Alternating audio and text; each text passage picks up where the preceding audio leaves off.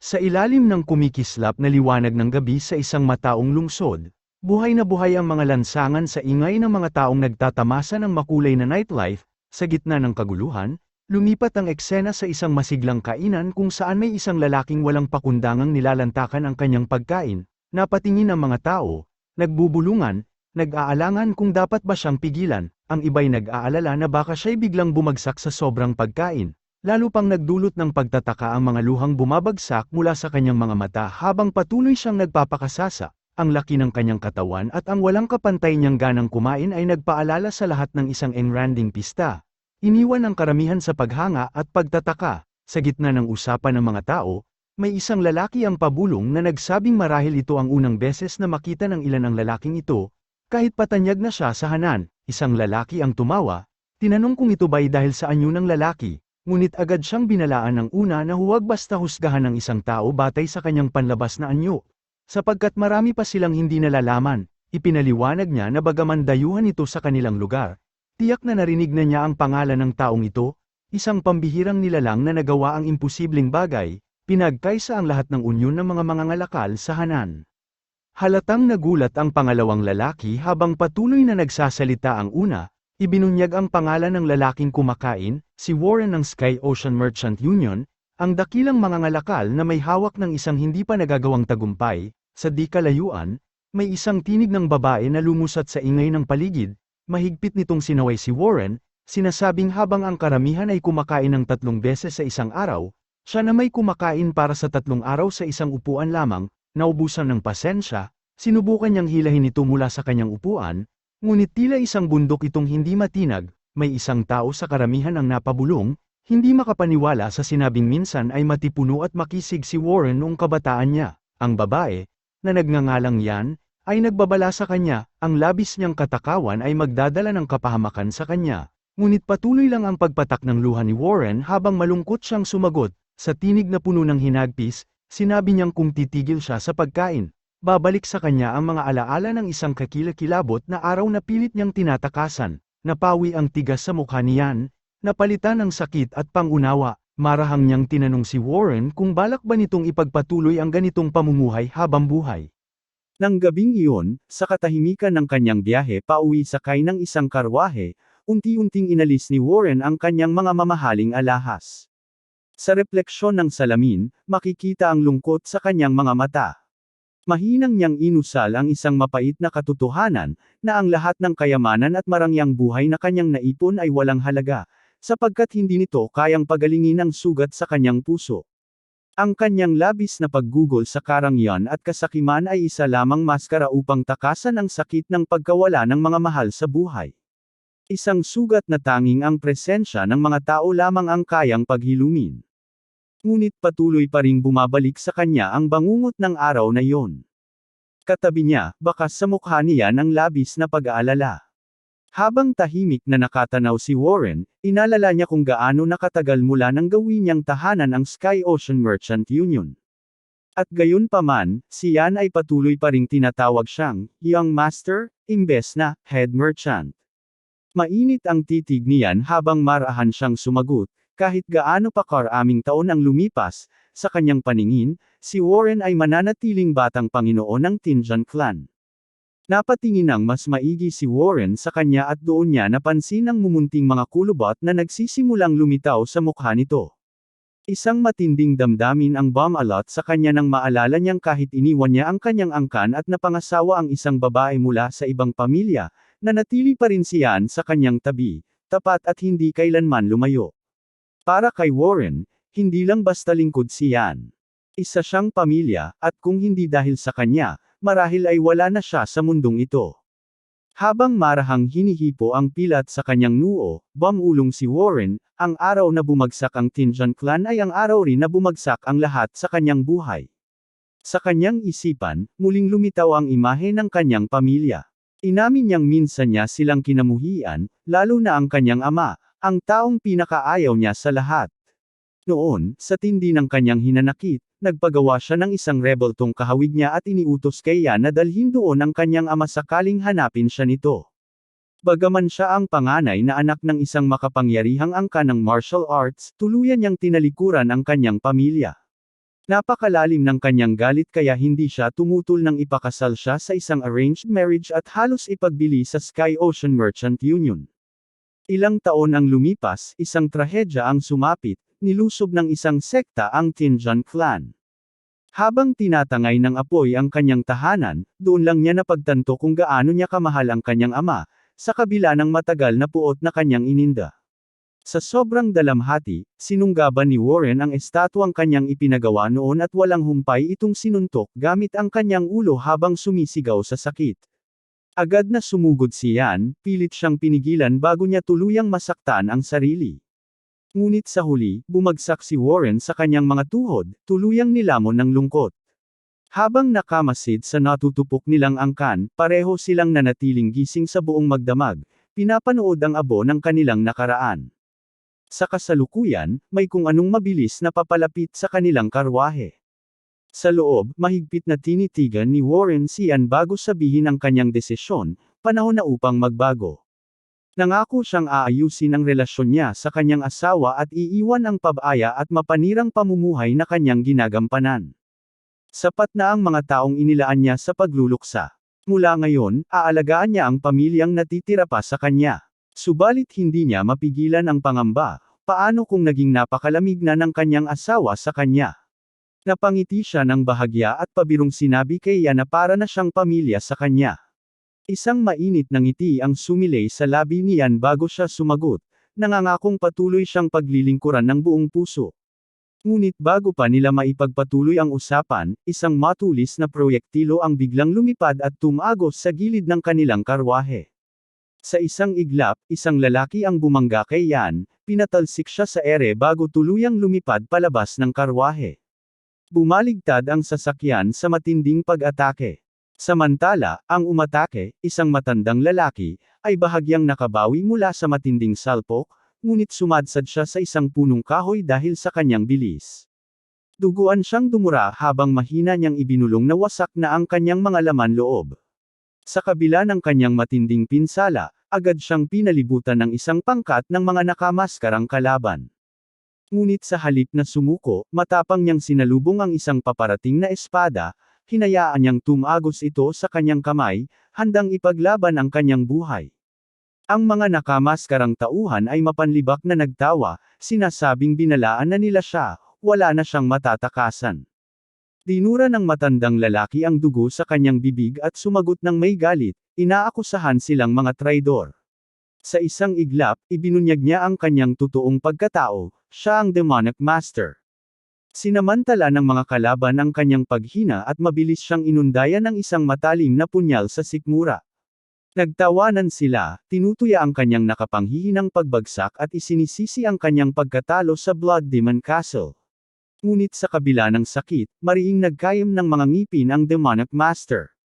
Isang pulang aura ang biglang lumabas mula sa kanyang katawan, nagkalasog-lasog o natunaw ang ilan sa kanyang mga umatake sa isang iglap. Malapit sa tumagilid na karwahe, nakahandusay si Warren sa lupa, duguan at nanghihina.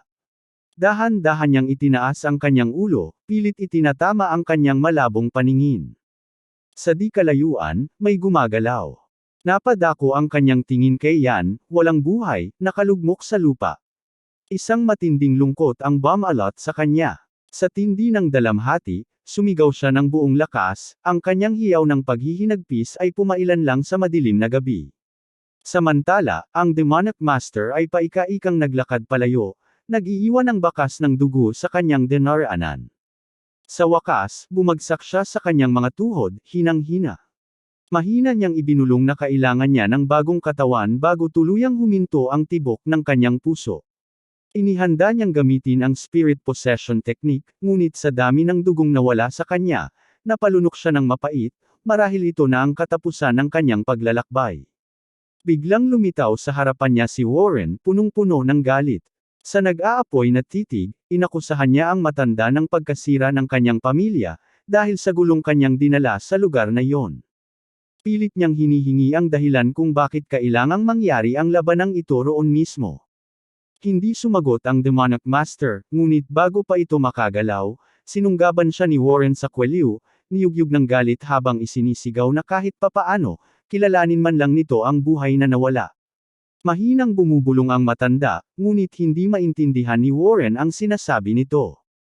Ngunit bago pa siya makakilos muli, mabilis na ipinuslit ng Demonic Master ang kanyang enerhiya sa kanyang mga daliri at tinamaan ang ilang pressure point sa katawan ni Warren. Sa isang iglap, nanigas ang kanyang katawan at siya ay bumagsak sa lupa. Naguluhan si Warren. Pilit niyang pinakilos ang kanyang katawan, ngunit tila ba hindi ito tumutugon. Sinubukan niyang iangat ang kanyang kamay, ngunit hindi niya magawa. Napangisi ang Demonic Master habang mahina siyang tumawa, tila pinagtatawanan si Warren. Napakabastos mo naman sa isang matandang sugatan, aniya, tila nang aasar. Kahit na hindi makagalaw, nagawa pa ring ipahayag ni Warren ang kanyang sama ng loob. Alam niyang isang mandirigmang martial artist ang matanda, ngunit hindi niya akalaing ganito ang magiging katapusan niya. Umupo ang Demonic Master sa tabi niya, mahinang tumawa bago marahang nagsalita.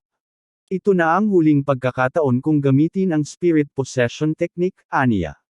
Sana'y makahanap ako ng isang malakas at batang katawan na mapaglilipatan ng aking kaluluwa. Ngunit sa bilis ng oras, wala akong mapili. Kahit isang baboy pa ang katawan mo, gagamitin ko ito sa abot ng aking makakaya. Sinimulan niya ang ritual. Mula sa kanyang kaliwang kamay, isang napakalakas na enerhiya ang Dum Alloy, 160 taon ng martial essence at true chi ang kanyang pinakawalan. Marahan niyang idinampi ang kamay na ito sa sikmura ni Warren. Kasabay nito, ginamit naman niya ang kanyang kanang kamay upang ipadala ang kanyang espiritu at kaluluwa, idiniin ito sa noo ni Warren. Kailangang eksaktong magtugma ang dalawang enerhiya, sapagkat isang pagkakamali lamang ay maaaring magdulot ng trahedya. Sa wakas, matapos ang isang tensyonadong sandali, unti-unting nawala ang pulang aura na bumabalot sa kanila. Ang katawan ng matandang lalaki ay dahan-daang bumagsak, wala ng buhay. Biglang napabangon si Warren, mabilis na itinulak palayo ang bangkay. Dahan-daang tiningnan niya ang kanyang mga kamay at mahigpit na itinikom ang mga palad. Isang hindi maipaliwanag ng ngiti ang gumuhit sa kanyang mukha. Nagtagumpay ang Spirit Possession Technique. Ngunit bago pa niya lubusang maramdaman ang tagumpay, isang matinding kirot ang bumalot sa kanyang ulo. Para bang may pumupunit sa kanyang isipan. Sa loob ng kanyang utak, umaalingaw ang tinig ng Demonic Master. Hindi ka dapat makakagalaw, dapat ay nasupil ka na ng aking true chi at espiritual na lakas, anang matanda, may halong panunuya. Sa panlabas na mundo, makikita ang kaluluwa ng Demonic Master na lumulutang sa likuran ng katawan ni Warren, kita ang kanyang inis. Bakit hindi ka sumusuko? Bakit hindi kita ganap na makontrol? Napangiwi siya nang mapagtantong lumalaban si Warren. Mabubuhay ako. Sigaw ni Warren, pilit na nilalabanan ang puwersang pilit siyang nilalamon. Kailangan kong ipaghiganti ang aking angkan.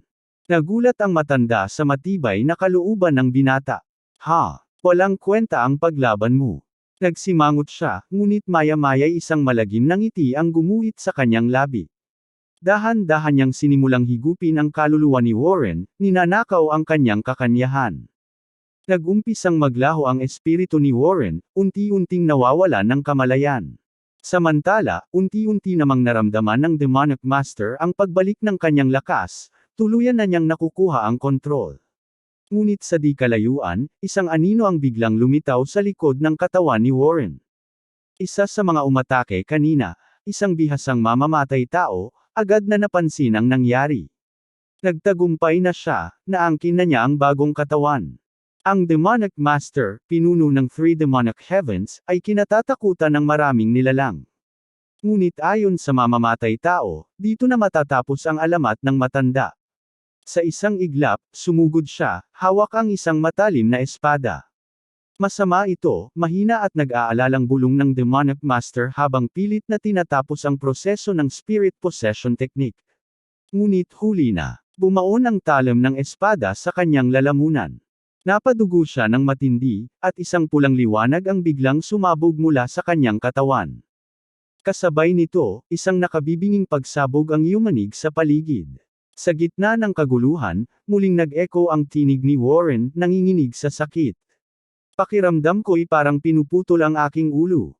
Naglaho ang eksena at biglang bumukas ang paningin ni Warren, ngunit nasa ibang lugar na siya. nagising siyang nakahiga sa isang maliit at simpleng silid, isang apothecary, pilit siyang bumangon, ngunit dama ang panghihina, napatingin siya sa paligid, nalilitong tinanong ang sarili, nasaan ako? Naramdaman niya ang matinding pagkauhaw, kaya't hinanap niya ang pinakamalapit na inumin, nakita niya ang isang mangkok ng gamot sa tabi niya, walang pag-aalinlangan, agad niya itong tinungga, at halos masuka sa alat at kapeitan ng lasa. Ano to? Ang sama ng lasa, reklamo niya habang niluluwa ang natirang likido sa kanyang bibig. Ngunit bago pa siya muling makapagsalita, may napansin siyang kakaiba. Dahan-dahan niyang tinaas ang kanyang kamay, at nanlaki ang kanyang mga mata, payat ang kanyang mga daliri, masyadong manipis at mahina. Ano to? Anong nangyari sa mga kamay ko? Nanginginig niyang ibinagsak ang mangkok, dahilan upang mabasag ito sa sahig. Sa gitna ng kanyang pagkabigla, isang batang babae ang nagmamadaling pumasok sa silid. Alarmado sa ingay, Ginoo Warren, sigaw niya, bakas ang pag-aalala sa kanyang tinig. Nag-aalalang lumapit ang batang babae. Tinanong kung ayos lang siya matapos marinig ang tunog ng nabasag na mangkok. Sa gulat ni Warren, ang batang babae ay si Yan, ngunit mukhang mas bata. Agad niya itong hinawakan sa magkabilang balikat, ang kanyang mga mata puno ng pagkalito at pagkabigla. Paano ka ba maata ulit? Tanong niya, halos nanginginig. Naguguluhan si Yan, napakurap bago sumagot, ano? Nanaginip ka ba ng masama? Sinubukan ni Warren kumbonsihin ang sarili na panaginip lang ito. Oo, siguro nga bangungot lang ito, inulit niya sa isip. Ngunit sa sumunod na sandali, isang matalim na sakit ang bumalot sa kanyang paa. Napatingin siya pababa, may bubog na nakabaon sa kanyang talampakan. Napangiwi siya sa hapdi. Napakalinaw ng pakiramdam. Masyadong makatotohanan para lang maging isang panaginip.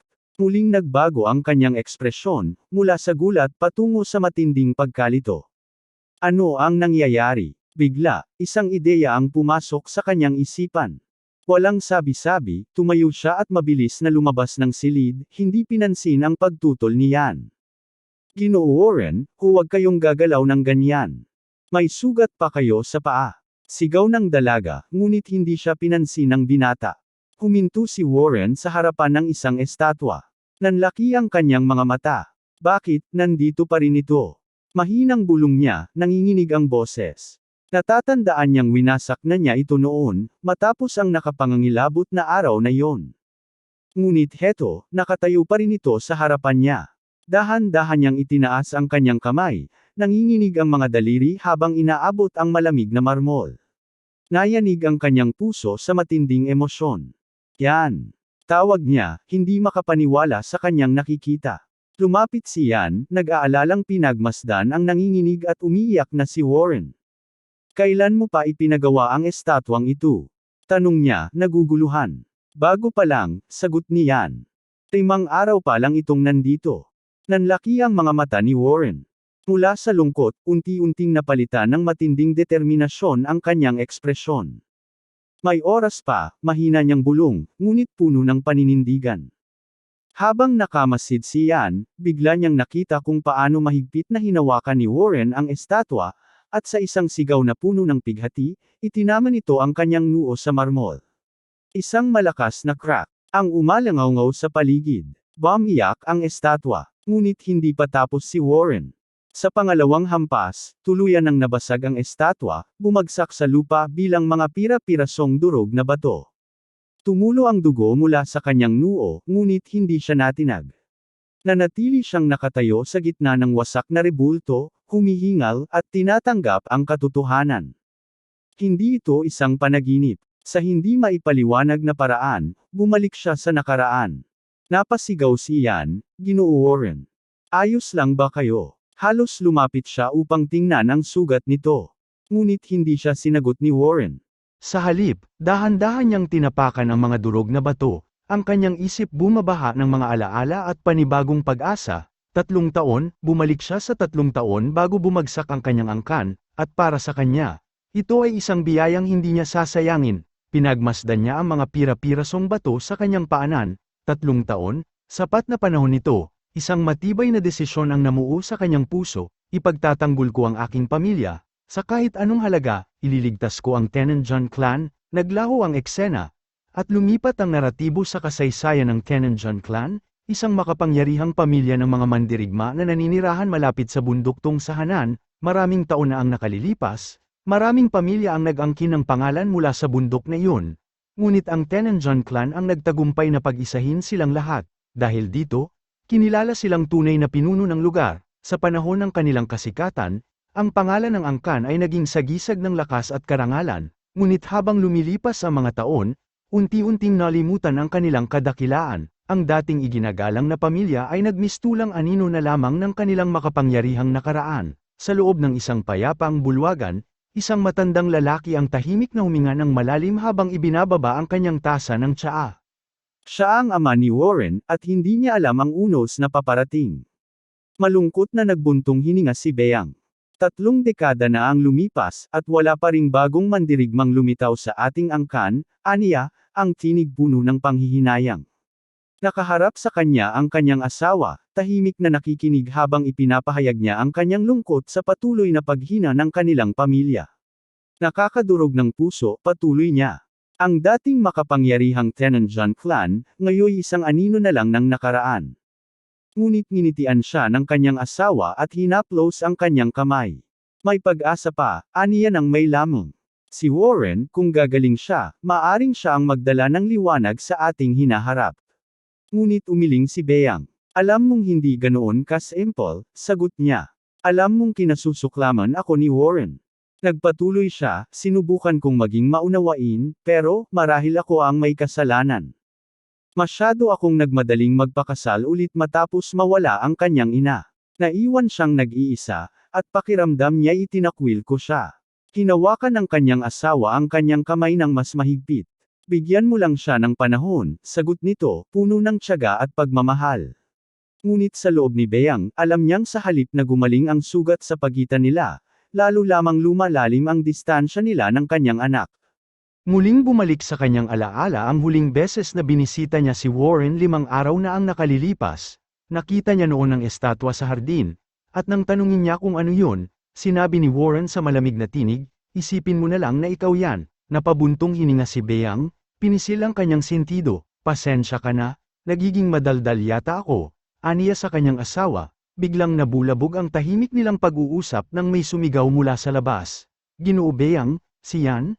Mabilis itong pumasok sa patio, ang kanyang mukha puno ng takot at pagkabalisa, agad na napatayo si Beang, ang kanyang puso kumabog sa kaba. Anong nangyari? Bakit ka ganyan? Tanong niya, hirap sa paghinga siyan, at sa sobrang pagkataranta, hindi niya agad masabi ang nais niyang iparating, ngunit nang tuluyang bumagsak ang kanyang luha, nagawa niyang ipagsiksikan ang mga salita sa pagitan ng mga hikbi. Si Ginoo Warren, nasaktan siya, nawalan siya ng malay.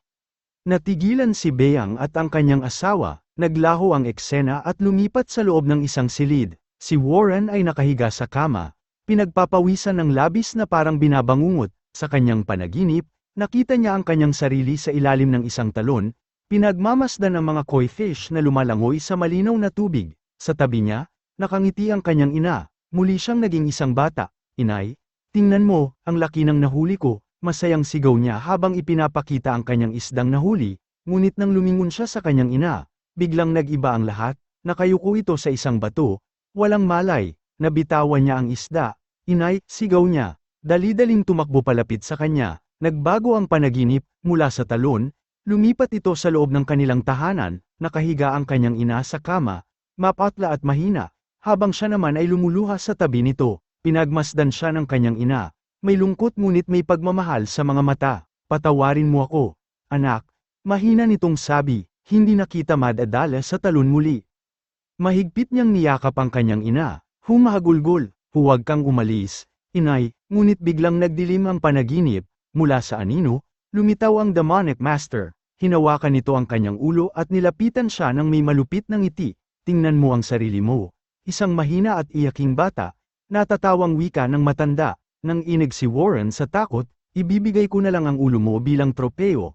Dagdag pa nito, ang tinig malamig at puno ng panunuya. Biglang sumabog ang nakapalibot na dilim, at sa matinding hilakbot, napasigaw si Warren, napabalikwas siya ng bangon, hingal na hingal, tiningnan niya ang paligid, isang silid ang bumati sa kanya, pamilyar.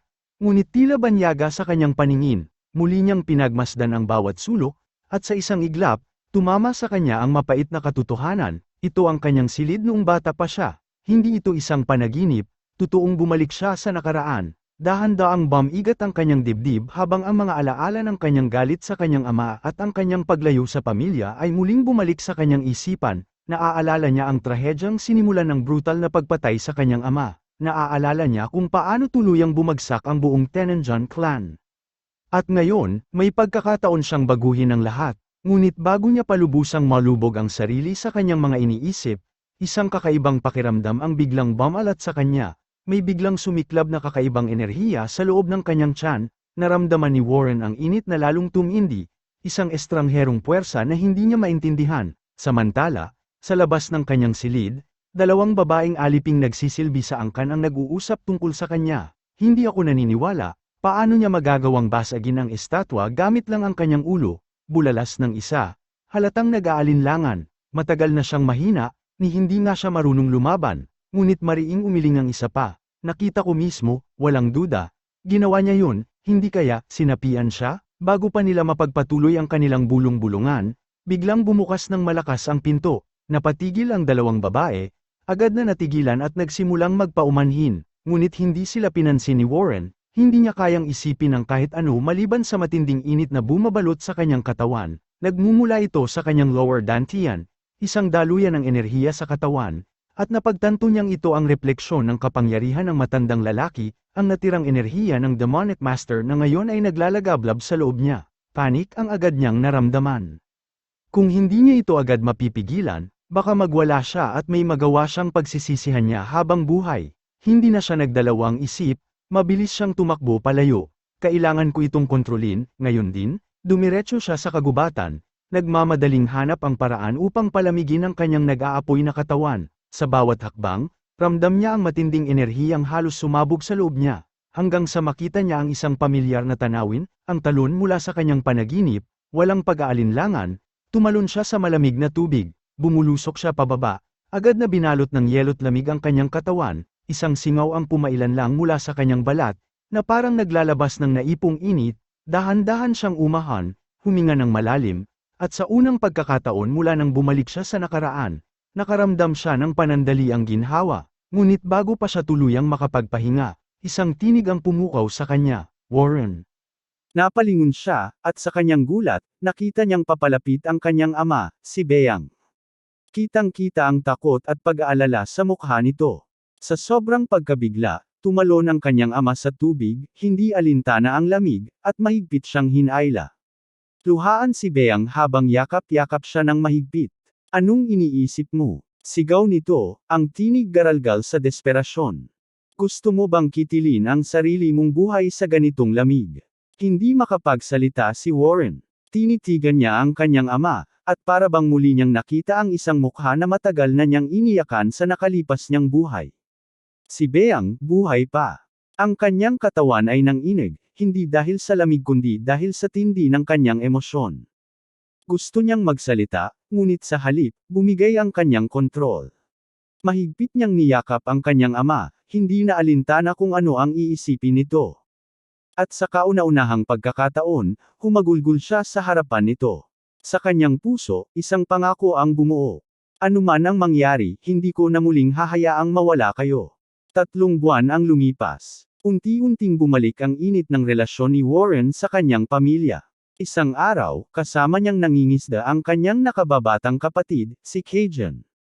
Isang batang bihira niyang pinansin sa kanyang nakaraang buhay.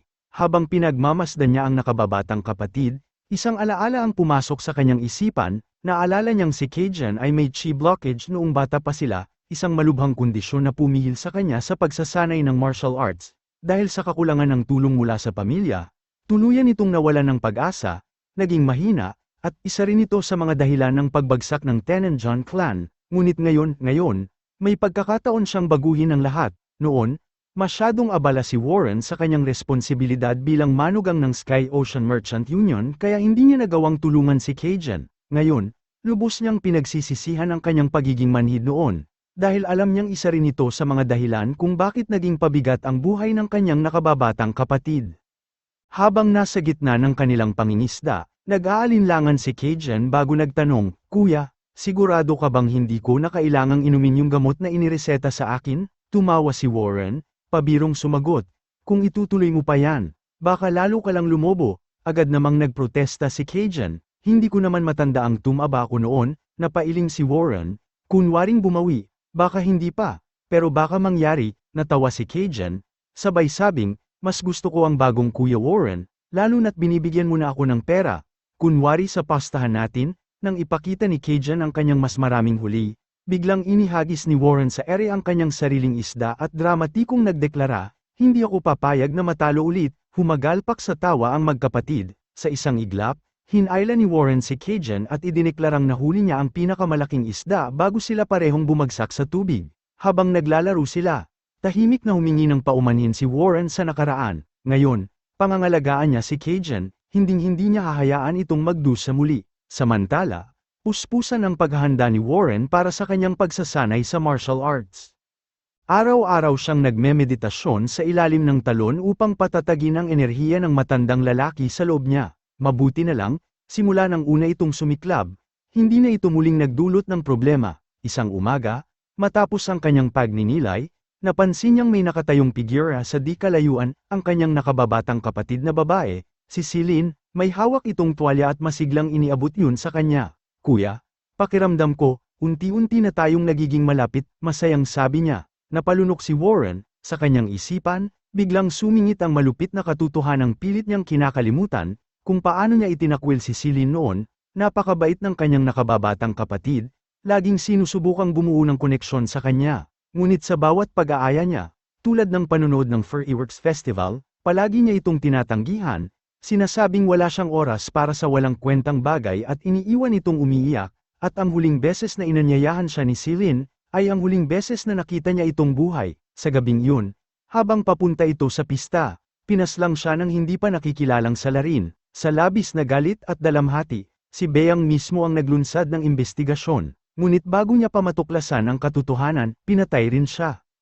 Muling sinikip ang dibdib ni Warren, tinitigan niya si Celine, at sa loob-loob niya, nangako siya, hindi na kita muling pababayaan. Habang pinag-iisipan ang mga nangyari, naalala niya ang dalawang festival na dati siyang inanyayahan ni Celine, ang Moon Festival, na magaganap ngayong araw, at ang Young Clan Festival, 1 taon mula ngayon. Sa kasaysayan ng kanyang nakaraang buhay, sa Young Clan Festival na yun namatay si Celine, ngunit ngayon, hawak niya ang pagkakataong baguhin ang lahat. Dali-dali siyang nagtanong, Celine, ngayong gabi na ba ang Moon Festival? Lumiwanag ang mukha ng dalaga. Oo, kuya, bakit mo natanong? Dahil gusto kong sumama sa'yo. Nanlaki ang mga mata ni Celine, tila hindi makapaniwala. Talaga? Sasama ka? Tumango si Warren, sabay alok, pwede rin tayong mamili muna bago pumunta. Kitang-kita sa mukha ni Celine ang labis na tuwa, at sa isip ni Warren, muling tumibay ang kanyang determinasyon. Mababago ko ang kapalaran natin, hindi ko nahahayaang mawala ulit ang mga mahal ko. At muli kong ibabalik ang kadakilaan ng Tianjin Clan, anuman ang kapalit. Kinagabihan, dumalo si Warren sa pagsasanay kasama ang iba pang disipulo sa kanilang lupain. Isang napakalaking kaibahan sa dati niyang sarili. Noong nakaraan, buong araw lang siyang nakakulong sa loob ng bahay, umiinom ng mapapait na gamot, at binababad ang sarili sa pagbabasa. Ayaw niyang makihalubilo, ayaw niyang lumaban. Ngunit ngayon, ibang-iba na ang landas na tinatahak niya. Alam ni Warren na ang madilim na enerhiyang nagmumula sa espiritu ng matandang lalaki, na dati niyang kinatatakutan, ay ngayoy nagsisilbing isang matibay na puwersang nagtutulak sa kanya pasulong. Bagamat hindi pa rin niya lubusang nauunawaan ang tunay na likas nito, ramdam niyang ang enerhiyang iyon ang nagtutulak sa kanya upang subukan ang kanyang kakayahan, upang lampasan ang dating hangganan ng kanyang katawan. Habang patuloy siyang nagsasanay, napansin siya ng kanyang ama, si Beang, at tinawag ito. May halong paghanga at emosyon sa kanyang tinig habang pinagmamasdan ang anak. Habang lumuluha, buong pagmamalaking sinabi ni Beang, "Ibang-iba ka na ngayon, Warren." Nahiya si Warren sa biglaang pagpapakita ng damdamin ng kanyang ama, lalo na't maraming disipulo ang nakatingin sa kanila. Mabilis niyang sinubukang iwaksi ang usapan. "Tay, nakakahiya, maraming nanunood," pabulong niyang sabi. Tumawa lang si Beang, hindi alintana ang sinasabi ng anak. "Hayaan mo sila, halika, itaas natin ang antas ng iyong pagsasanay." Iminungkahi ni Beyang na kumuha ng isang bihasang guro upang formal na turuan si Warren ng martial arts. Ngunit sa kanyang gulat, tumanggi si Warren at sinabing may napili na siyang guro. Bago pa nila mapag-usapan ito ng mas malalim, biglang dumating si Celine, masayang tumakbo palapit kay Warren bago siya niyakap ng mahigpit, masiglang ipinakita nito ang kanyang bagong kasuotan, masayang umiikot habang nagtatanong, "Kuya, maganda ba?" Nagbuntong hininga si Warren. Ngunit hindi itinangging maganda ang suot nito. Natawa si Celine, "Sabi ko na nga ba, ikaw ang pumili nito. Kaya alam kong maganda." Pinanood ni Warren ang kapatid, at muli niyang naisip, hindi sapat ang malakas na katawan. Kung gusto niyang tunay na protektahan ang kanyang pamilya, kailangan niyang maging mas malakas pa. Determinado, hinanap ni Warren si Biyang, ang Dragon Flower Sword, ang babaeng kilala sa kanyang pambihirang kakayahan sa martial arts. Sa loob ng courtyard, nakita niya itong nagsasanay. Walang kapantay ang kanyang galaw, parang sayaw na sumasabay sa hangin. Bawat hampas ng espada ay perpekto at puno ng sigla. Bagamat hindi gaanong sikat ang pangalan nito noon, alam ni Warren, salamat sa kanyang kaalaman sa hinaharap, ang tunay na lakas ni Biyang. Matapos ang sandaling pag-aalinlangan, huminga siya ng malalim, lumapit, at malalim na yumuko. "Pakiusap, gawin mo akong iyong disipulo." Nagulat si Biyang sa kanyang kahilingan. "Narinig ko ang mga usap-usapan tungkol sa iyong paggaling," aniya, pinag-aaralan ang kanyang itsura. "Iba ka nga ngayon, pero hindi ganoon kadali ang pagbabago." Sa isang malamig na tono, diretsahan siyang tinanggihan ni Biyang. "Ang focus ko ay matuklasan kung bakit bumabagal ang pag-unlad ng mga lihim na sining ng Tianzhong clan. Wala akong panahong magturo." Nanlumo si Warren, ngunit hindi siya susuko. Habang papalayo si Biyang, bigla siyang lumuhad sa harapan nito. Nagulat ang babae. "Ano sa tingin mo ang ginagawa mo?" Para kay Biyang, isang kahangalan na ang panganay na anak ng Tianzhong clan ay luluhod ng ganun lang. Ngunit sa boses ni Warren, ramdam ang matinding determinasyon. "Hindi mo alam kung gaano kahalaga ang naiambag mo sa ating clan." Gamit ang kanyang kaalaman sa hinaharap, inilahad niya ang dakilang papel ni Biyang sa nalalapit na digmaan laban sa D-Sect, kung saan makikilala siya bilang ang Dragon Blood Flow, isang mandirigmang may walang kapantay na tapang. Bagamat hindi maganda ang bansag na Dragon Blood Flow, ibinuhos ni Biyang ang lahat para muling buuin ang kanilang angkan, ngunit sa huli, isang misteryosong trahedya ang kanyang sinapit.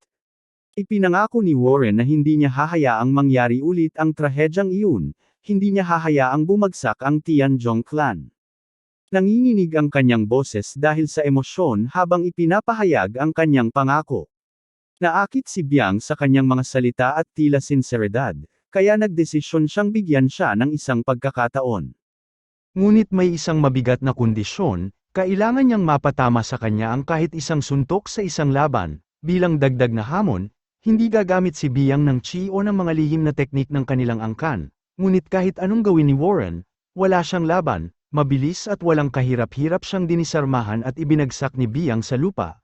Paulit-ulit, ang kanyang husay ay napakalayo sa abot ni Warren, ngunit kahit bagbog na siya, hindi siya sumuko, kahit bumagsak siyang duguan at tila nawala ng malay, hindi niya binitiwan ang kanyang espada, ang matigas na determinasyong iyon ang nagbigay kay Biyang ng respeto sa kanya. Habang tumatalikod na ito upang umalis, isang kakaibang pulang aura ang unti-unting bumalat sa katawan ni Warren, ang enerhiya ay papadilim ng papadilim, na tila isang babala, isang senyales ng isang natatagong kapangyarihan sa loob niya. Napalingon si Biyang at nagulat nang makitang nakatayo na muli si Warren, ang pulang aura ay umiikot sa kanyang katawan na parang nag-aalab na apoy, agad niyang hinawakan ang kanyang espada, sabay sigaw, "Warren, bumalik ka sa iyong katinoan." Ngunit bago pa niya matapos ang kanyang babala, nasa harapan na niya si Warren, mabilis niyang hinampes ang kanyang espada upang itaboy si Warren. Ngunit napansin niyang pinapawisan siya sa kaba, ang bilis niya, bulong niya sa sarili. Muling tumalon si Warren, umaatake mula sa itaas. Sa pagkakataong ito, natama niya si Biyang at naitulak ito sa pader. Nagulat si Biyang, napaligiran siya ni Warren. Nang makita niyang muli itong susugod, alam niyang hindi na ito basta-bastang laban. Delikado ito. Wala siyang pagpipilian kundi gumamit ng kanyang espada. Ginamit niya ang unang anyo ng Soaring Dragon Emperor Sword upang harangin ang susunod na pag-atake. Ngunit sa kanyang matinding pagtataka, tumigil si Warren bago siya matamaan. Napatitig siya sa lalaki, litong-lito. Si Warren naman ay biglang natawa. Ayan. Nahawakan kita. Sabi mo, kapag tumama ako, panalo ako, hindi ba? At bago pa siya makapagsalita, bumagsak si Warren sa lupa, wala nang malay. Tumingon si Biang sa pader sa kanyang likuran at nakita niyang may malaking piraso itong nabaklas. Ano bang nangyari rito? Ilang araw ang lumipas, muling nakita si Warren sa courtyard, mahigpit na hawak ang kanyang espada. Muling umatake si Warren, at sa isang iglap, nag-iba ang hangin sa paligid. Sinundan niya ito ng isang pailas na hiwa, bago tumalon sa ere at lumapag na parang isang mananayaw, gaya ng itinuro sa kanya ni Biang. Tahimik itong pinanood ni Biang. Paanong natutunan niya ito ng ganito kabilis? Sa loob lamang ng ilang araw, napag-aralan na niya ang Soaring Dragon Emperor Sword at ang Asher Bamboo Sword forms. Dati, wala siyang kahit anong talento sa martial arts, paano nangyari ito? Nagpahid ng pawis si Warren bago tumawa. Hindi ko pa naabot ang tunay kong potensyal, pero madali ko nang nagagamit ang dalawang istilong ito. Nagpatuloy siyang tumawa, parang walang kahit anong hirap sa kanya ang lahat ng ito. Ngunit si Biang ay nanatiling tahimik, nagtataka, nagdududa. Patuloy niyang inaalala ang kakaibang pulang aura na lumitaw sa katawan ni Warren. Ang bilis niyang matuto, hindi ito normal. Noong nakaraang panahon, nakarete siya sa sakit.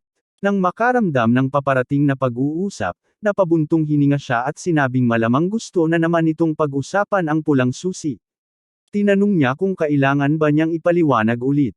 Paliwanag niya, wala na siyang maalala matapos makatanggap ng napakaraming hampas mula rito, sabay pakita ng bukol sa kanyang ulo. Aniya, tanging siya lang ang makakagawa ng ganitong bagay sa pinakamatandang anak ng kanilang angkan. Nagpasya itong eyedrop na ang usapan, sinasabing dahil ayaw niyang magsalita tungkol dito, hindi na niya ito pipilitin.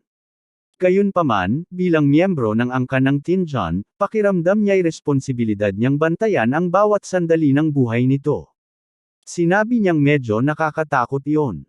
Kinagabihan, habang nasa kwarto si Warren, may naramdaman siyang kakaiba. Pagkatapos niyang pag-aralan ang mga teknik sa espada na natutunan niya, napagtanto niyang hindi kumpleto ang martial arts ng angkang Tenon, hindi ito maiwasan sapagkat nagmula sa isang demonic sect ang orihinal na martial arts ng kanilang angkan. Ang tagapagtatag ng Tenenjong clan ay isang naglalakbay na martial artist na naghahanap ng katarungan sa Hanan. Natutunan niya ang dalawang demonic arts mula sa Hidden Saint cult, na hindi ganap na orthodox o demonic sect.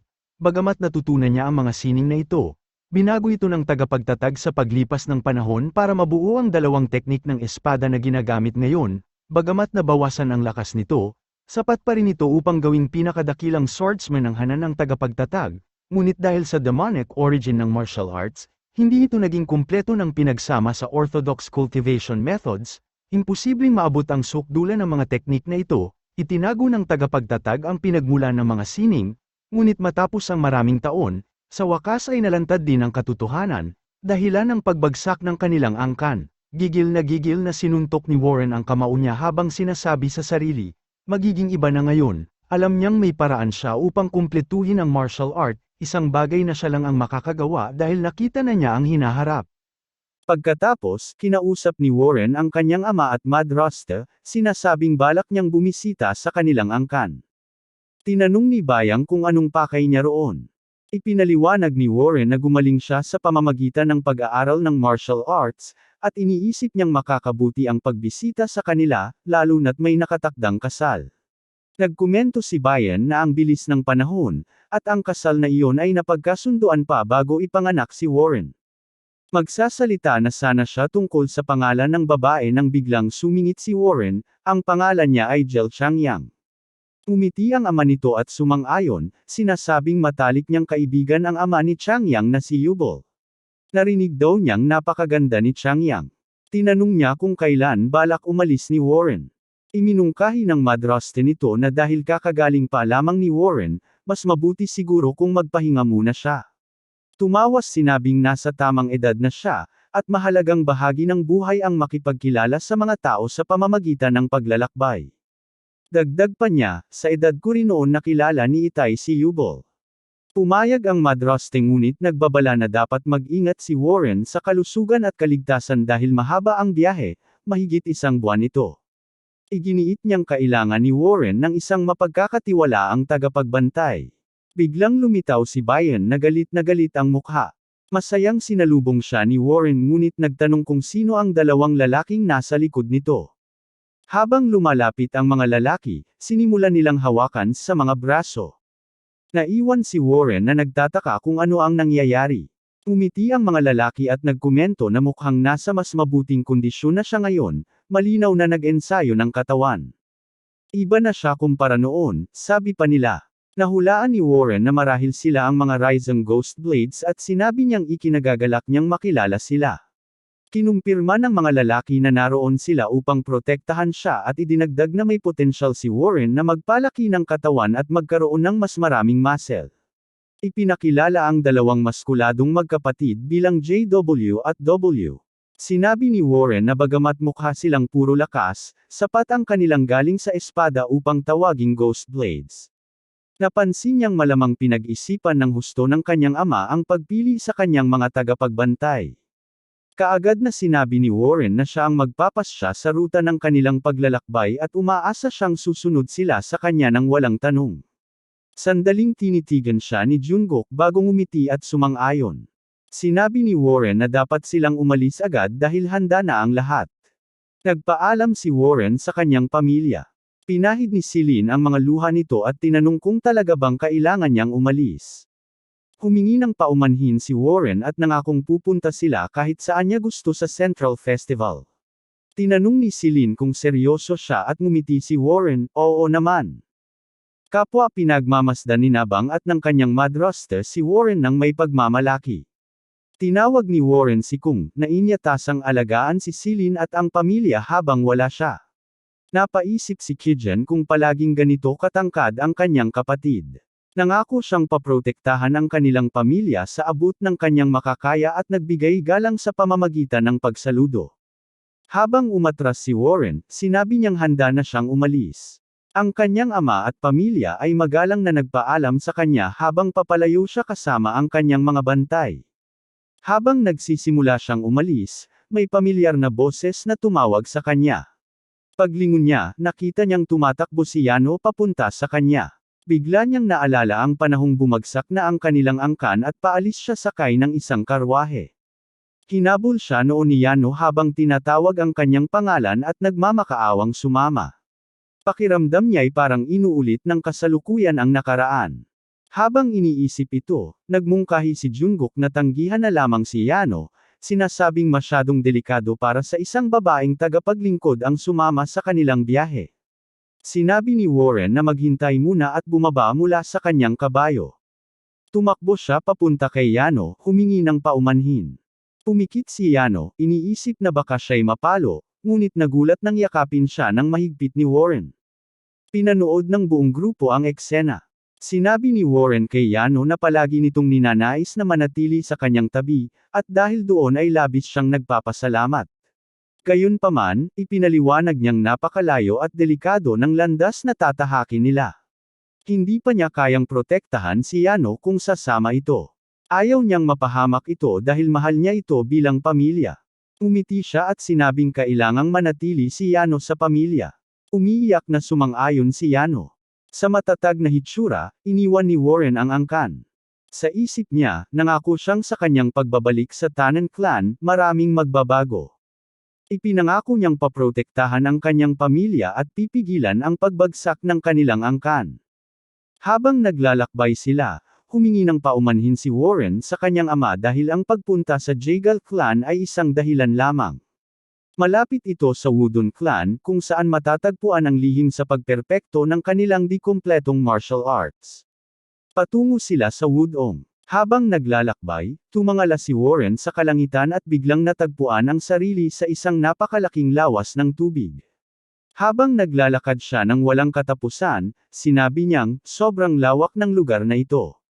Naramdaman niya ang isang bagay sa tubig sa kanyang likuran. Nang lumingon siya, wala nang iba kundi isang signboard. Nang pulutin niya ito, napagtanto niyang ito pala ang signboard ng Tanjan clan. Nang muling tumingin siya sa paligid, ang dating walang hangganang dagat ay naging isang karagatan ng mga apoy. Nakita niya ang bahay ng kanilang angkan na nilalamon ng apoy. Hindi siya makapaniwala. Nagsimula siyang sumigaw ng hindi.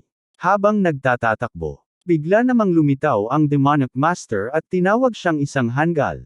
Bumagsak si Warren sa lupa, patuloy na sumisigaw. Sinabi ng matanda na matapos matanggap ni Warren ang pinakadakilang pagkakataon na sumasalungat pa sa langit mismo, aksaya lang ng oras ang ginagawa niyang pambatang mga pagsusumikap. Tinanong ni Warren kung paano siya naroon. Sinabi ng matanda na wala siyang kayang baguhin. Tinitigan nito si Warren na parang sinisilip ang kaluluwa niya. Iniutos ng master na ibigay sa kanya ang katawan nito. Ngunit biglang may espada na tumagos sa aparisyon ng matanda, dahilan upang magising si Warren sa realidad. Tinawag siya ni Bang, nagtatanong kung anong iniisip niya. Nakita niya si Bang na lumilipad papunta sa kanya, tinamaan ang espada niya kaya't ito'y napalipad pa atras, sabay tutok ng espada nito sa kanyang leeg. Agad siyang sumuko. Sinabi ni Bang na hindi niya mapanatili ang kanyang focus at tinanong kung masama ba ang pakiramdam niya. Sinagot ni Warren na hindi naman, pero hindi lang talaga siya nakakatulog ng maayos nitong mga nakaraang araw. Biglang narinig si Jungwook na nagsabing kung masama ang pakiramdam ni Warren, bakit hindi ito sumama sa kanilang mag-ensayo. Makikitang nagbubuhat ang mga lalaki sa squat at bench press. Sinabi nila na ito ang pinakamahusay na paraan para mapalakas ang katawan at mas mapakinabangan ang mga muscle. Naiilang na nagpawis si Warren at naglakad palayo, sinasabing baka sa susunod na lang. Dagdag pa niya, mas mahalaga, may sasabihin ako tungkol sa ating biyahe. Habang naglalakbay muli, sinabi niyang bago sila pumunta sa Jaegal clan, nais niyang dumaan sa bundok ng 7 pantas. Tinanong ni Jungkook kung bakit, at ipinaliwanag ni Warren na may nabasa siyang aklat ng isang kilalang herbalist. Nabanggit doon na sa bahagi ng bundok ng 7 pantas ay mayroong 100 taong gulang na Jin senador. Sinabi rin na may monkey wine doon, isang bihira at mahirap hanapin sa ibang bahagi ng mundo. Nagulat ang magkapatid at nagsimulang maglaway sa ideya ng alak. Sinabi ni Warren na narinig niyang sobrang hilig nila sa alak kaya tinatawag silang, 2 rising drunken ghosts. Agad silang sumang-ayon at sinuportahan ang desisyon ni Warren. Ngunit sumigaw si Bayang, nagbabala na ang bundok ng 7 pantas ay malapit sa demonic sect, at maaaring magdulot ng gulo sa orthodox sect ang kanilang presensya. Tinanong ni Warren kung paano malalaman ng mga tao na mula sila sa Taejong clan. Maaari naman daw nilang sabihing mula sila sa ibang angkan kung mahuli. Sinabi ni Bayang na iyon ay hindi tama dahil mahalaga ang dangal ng angkan. Tinanong ni Warren kung talaga bang mahalaga iyon. Kung sakaling makaharap nila ang isang matinding kasamaan at tanungin kung saan siya nanggaling, hindi raw siya magdadalawang isip na sabihing mula siya sa isang demonic sect, dahil mas mahalaga ang kaligtasan kaysa sa dangal. Tinanong ni Jungkook kung bakit nila kailangang matakot sa demonic sect. Sinabi nito kay Bayan na sumasang-ayon siya kay Warren. Tinanong ni Bayan kung seryoso ba sila o interesado lang talaga sa monkey wine. Sa huli, napagtanto nilang si Jungkook ay mukhang sobrang na-excite na parang unggoy sa ideya ng alak. Sinabi ni Warren na nais niyang magdala ng pasalubong para sa kanyang mga magulang bilang paghingi ng tawad sa lahat ng kaguluhang naidulot niya sa kanila hanggang ngayon. Naniwala si Bayang sa kanyang sinabi at nagpasya na kung talagang gusto niyang pumunta, sasamahan nila siya. Nagpasalamat si Warren sa lahat at iminungkahing maghanda muna sila sa isang kalapit na inn. Ngunit lihim siyang ngumiti at inamin sa sarili na nagsinungaling lang siya tungkol sa monkey wine. Wala naman talagang ganoon sa bundok. Sa halip, may isang bagay na mas mahalaga, ang demonic poison stone flower. Ang bulaklak na ito ay tumutubo mula sa isang bihira at mapanganib na kristal na nabubuo mula sa lason ng mga insektong nagtitipon sa isang libingan sa loob ng maraming siglo. Kapag panahon na para silang mamatay, bumubuo ang lason nila ng isang lawa na kalaunan ay tumitigas at nagiging kristal. Paminsan-minsan, may binhi na nahuhulog dito at tumutubo bilang isang bulaklak na puno ng lason at demonic energy. Ito ang demonic poison stone flower na matatagpuan sa bundok ng 7 pantas. Pagdating nila sa inn, narinig ni Warren ang mga tao na nag-uusap tungkol sa mga demonic sect na nagtitipon malapit sa bundok. lahat ay umaasang makuha ang demonic poison stone flower. Nagtaka si Warren kung bakit parang alam na ito ng buong mundo. Habang umiinom ng tsaa, sinabi ni Bayang na maraming makapangyarihang demonic masters ang naroon sa bundok, at hindi ito magandang sitwasyon para sa kanila. Sumang-ayon si Warren, alam niyang tiyak na magkakaroon ng labanan para sa bulaklak, ngunit sinabi niyang hindi naman niya kailangang makisali. Ang tunay niyang layunin ay talunin si Gok, ang tagapagmana ng Serpent Dragon Sect, na siguradong magtatangkang kunin ang bulaklak. Si Gok ay umabot na sa pinakamataas na antas mula sa pagiging first rate sa loob lamang ng kalahating taon. Ang bulaklak ay magiging perpektong sangkap para sa martial arts ni Warren, lalo na't ang mga teknik ng Tanjong Clan ay nakabatay rin sa demonic arts. Tinapos ni Warren ang kanyang inumin sa isang lagok at ibinagsak ang baso sa mesa. Sinabi niyang walang nagbago, magtutungo pa rin sila sa bundok ng 7 pantas. Tumayo si Bayang, hindi makapaniwala, at nagtanong kung narinig ba ni Warren ang tungkol sa mga demonic sect. Sinagot niya ito na ang bundok ay isa sa mga daan papunta sa Jagal Clan, at tiyak na may kaugnayan ang mga ito.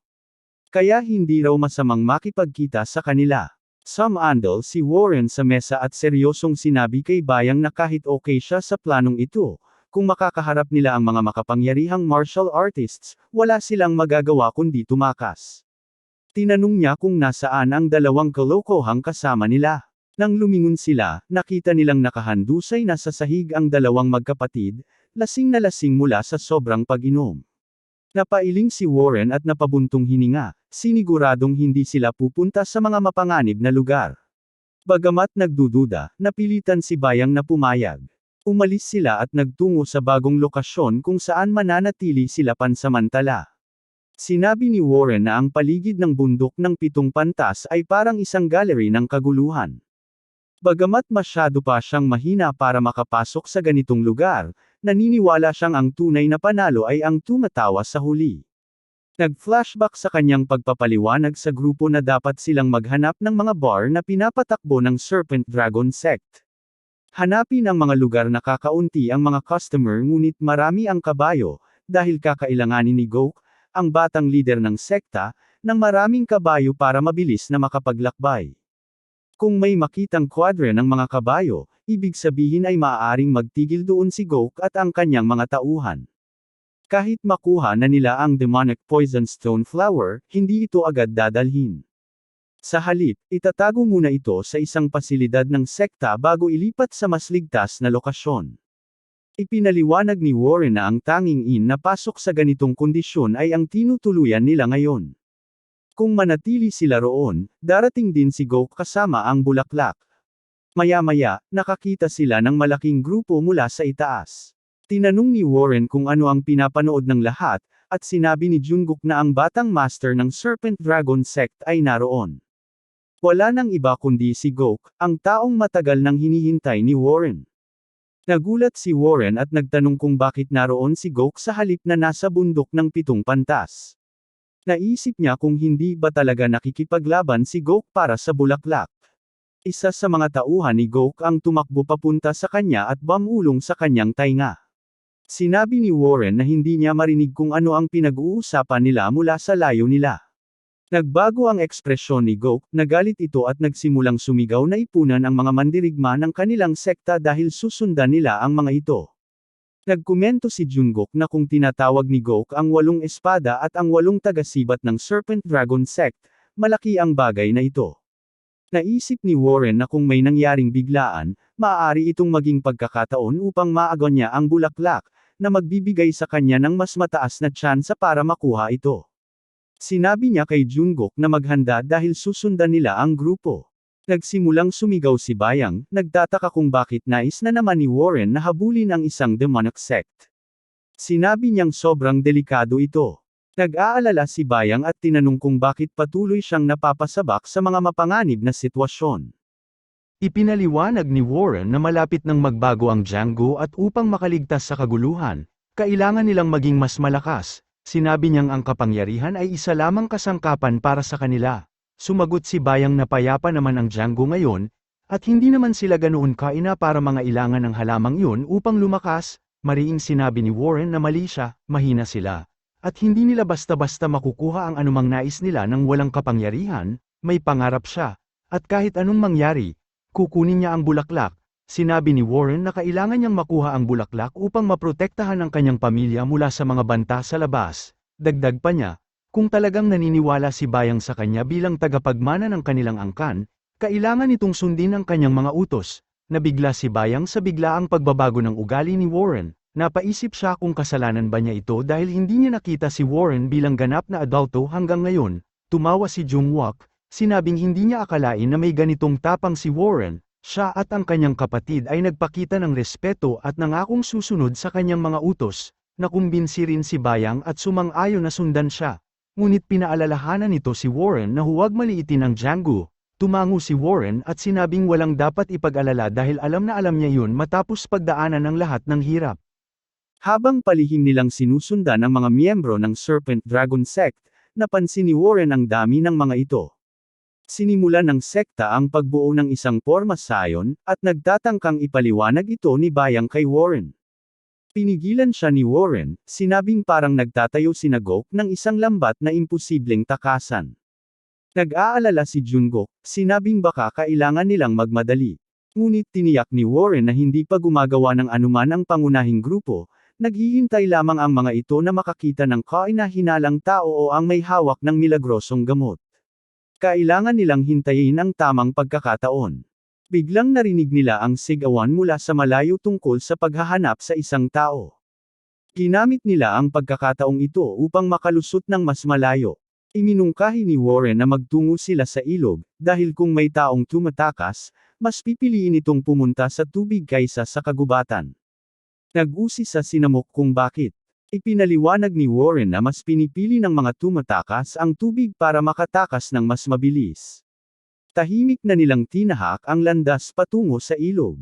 Ang nakakabinging katahimikan ng ilog ay nagbibigay ng kakaibang pakiramdam. Sinabihan ni Warren ang grupo na manatiling tahimik. Napalunok si Bayang sa kaba. Bigla na lang, isang dagwang lalaki ang lumabas mula sa ilog, sumisigaw ng tulong habang papalapit sa kanila. Bago pa ito makalapit, isang higanteng lilang kamay ang lumitaw mula sa kawalan, dinurog ang lalaki na parang insekto.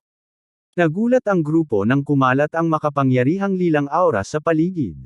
Tumitaw ang isang matandang lalaki na huminga ng malalim habang hawak ang bulaklak na kanilang hinahanap. Nang makita ito, nagulat si Bayang at nagtanong kung iyon ba ang Flying Demon Blood Lion.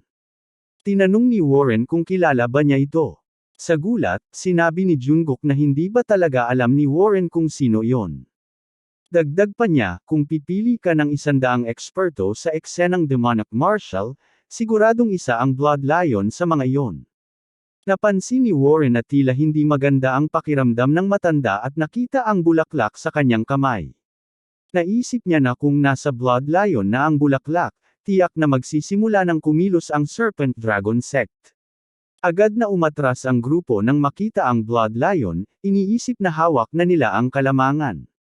Umisi si Goku at nagsalita, "Nagpunta ako rito matapos patayin ang pinakamahuhusay na miyembro ng aking sekta. Hindi ko inaasahan na ang Flying Demon Blood Lion ay ganito lang." Tumawa ng malakas ang Blood Lion.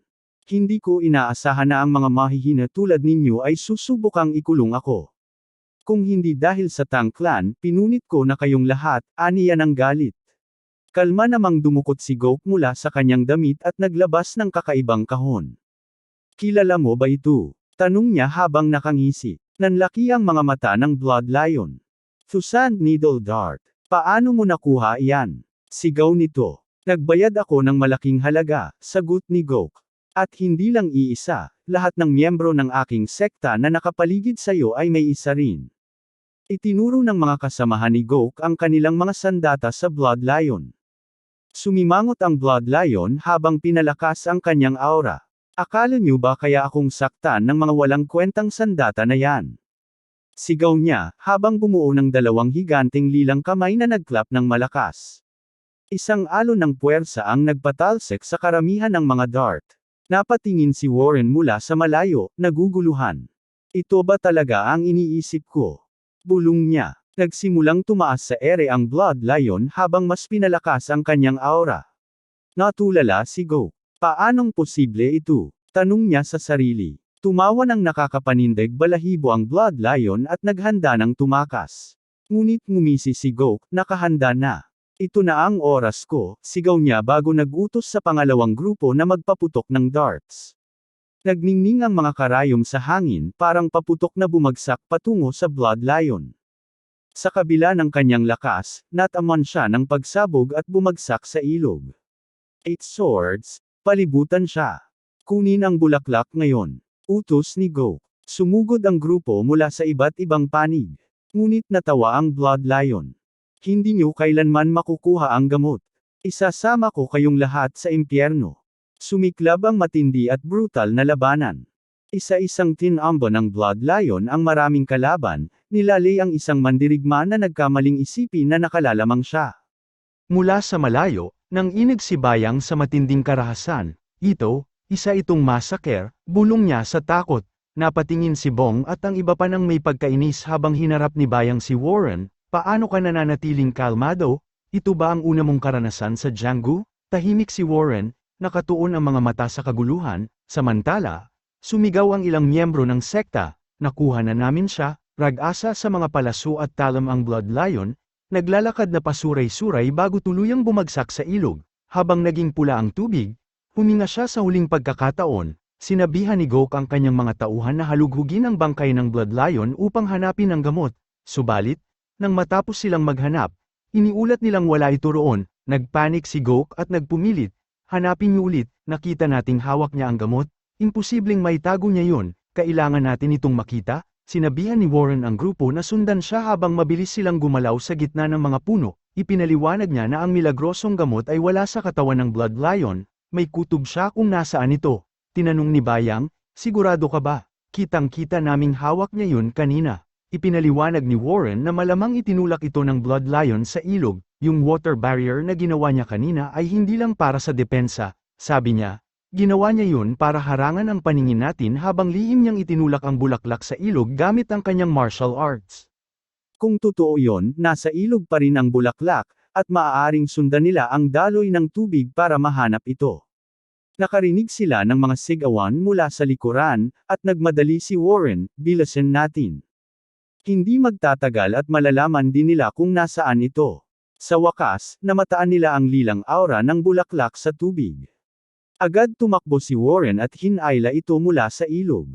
Hintayin niyo ako, utos niya habang inilabas ang isang vial mula sa kanyang mga gamit at iniabot ang kahon kay Jungkook. Ibinuhos niya ang laman ng vial sa isang pekeng bulaklak. Nag-aalalang tanong ni Bayang, ito ba ang iniisip ko? Lason ba yan? Kumpirmado ni Warren, oo. Babala ni Bayang, hindi maganda para sa isang orthodox martial artist na may dalang lason. Ngunit kalmado siyang sinagot ni Warren, isa itong kapaki-pakinabang na kasangkapan. Kung lalasonan natin ang pekeng bulaklak, iisipin nila na iyon ang tunay. Hindi sila malilinlang ng matagal, pero mabibigyan tayo ng sapat na oras para makatakas. Tawanan si Jungkook, ang dali lang nito. Habang nagkakamatayan sila, nakuha lang natin ang bulaklak sa paglalakad. Nagkibit-balikat si Warren, swerte lang tayo. Pero oras na para umalis. Sa hindi inaasahang pagkakataon, biglang natanggal ang kahon mula sa kamay ni Warren. Isang lalaki ang biglang lumapag sa tabi niya. Natigilan ang buong grupo, hindi nila naramdaman ang presensya ng lalaki. Tumingon si Warren at nakita ang lalaking nakangisi, akin na ito ngayon, sabi nito.